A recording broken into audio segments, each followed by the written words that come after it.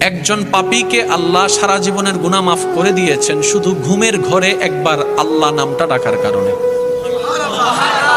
আরেকটু জোরে সুবহানাল্লাহ। হাসরের ময়দানে একজন বান্দাকে আল্লাহ জান্নাত দান করবেন শুধু সে ঘুমের ভিতরে আল্লাহ বলে ডেকেছিল।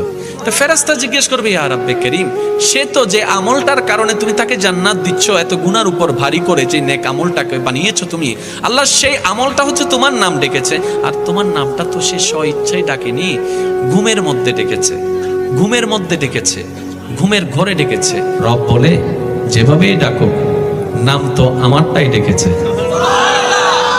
যেভাবেই ডাকুক নাম তো আমারটাই ডেকেছে, নাম তো আমারটাই ডেকেছে, আর আমি তার ওই নামটা টাকাকে কবুল করেছি।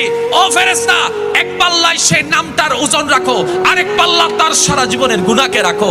সেই দিন হাসরের ময়দানে ওই একটা নাম ডাকাটাই ভারী হয়ে যাবে। সুবহানাল্লাহ।